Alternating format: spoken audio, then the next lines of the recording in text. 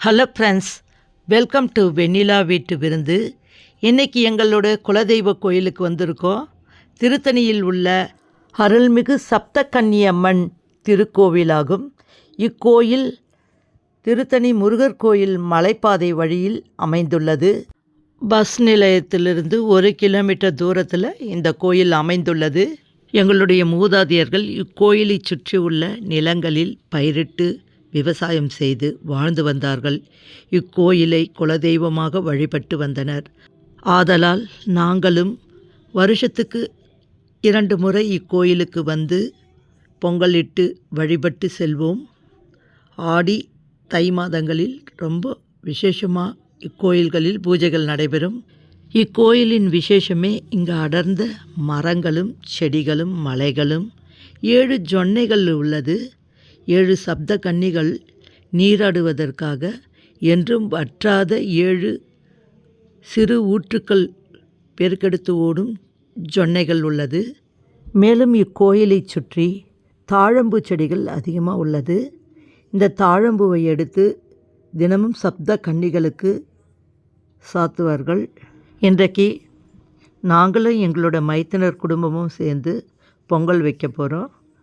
மாட்டு சாண விரட்டிகளை வச்சு பொங்கல் வைக்க போகிறோம். இதுபோல் விரட்டிகளை அழகாக அடுக்கி வச்சு நம்ம கொண்டு வந்த ஒரு பாத்திரத்துக்கு ஏற்ற மாதிரி அடுக்கி வச்சு வைக்கிறது ஒரு கலை தான்.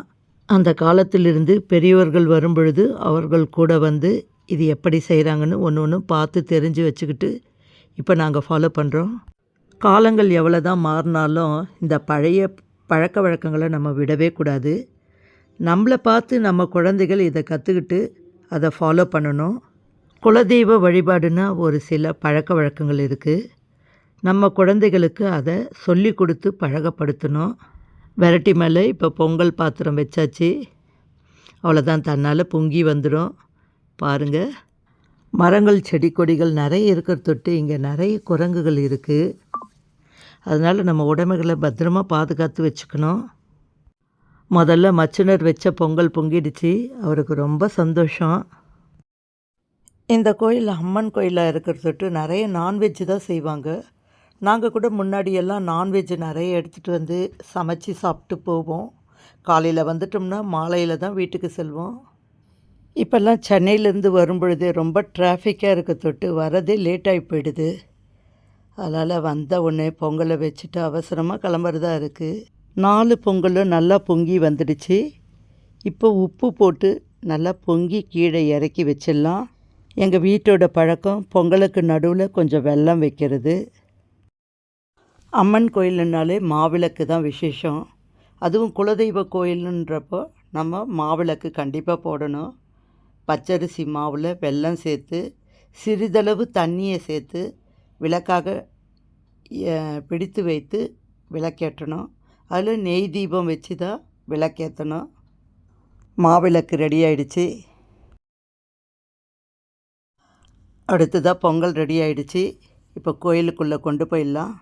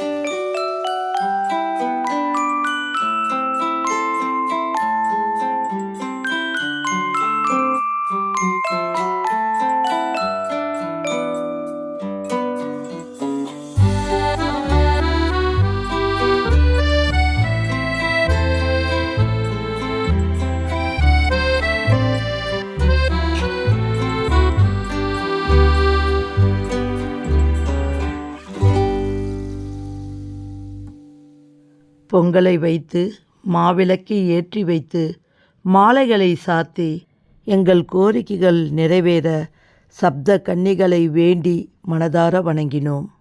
நாம் வீடுகளில் எந்த ஒரு முக்கியமான முடிவுகளும் விசேஷங்களும் செய்வதற்கு முன்னால் குலதெய்வத்தை வந்து வழிபட்டு சென்று அக்காரியத்தை தொடங்கினால் நல்லபடியாக முடித்து கொடுப்பார்கள் குலதெய்வங்கள்.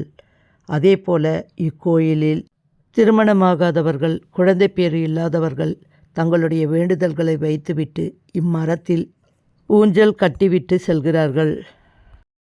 இந்த வீடியோ பார்க்கிற அனைவரும் ஒரு முறையாவது இக்கோயிலுக்கு வந்து சப்த கன்னிகளை வழிபட்டு அவர்களின் அருளை பெறுக. நீங்கள் வரும்பொழுது தேங்காய் பழம், வெற்றிலைப்பாக்கு, எலுமிச்சை பழம் முக்கியமானது. இதை கொண்டு வந்து அம்மனிடம் வைத்து வழிபட்டு வீட்டில் வைத்து பூஜை பண்ணுங்க. மேலும் இக்கோயிலில் பௌர்ணமி தினங்களில் அதிகமான பக்தர்கள் வருகிறார்கள். பக்தர்கள் தங்கள் வேண்டுதல்கள் நிறைவேற பூசணிக்காய், தேங்காய், எலுமிச்சை போன்ற பழங்களில் விளக்கேற்றி வேண்டுகிறார்கள்.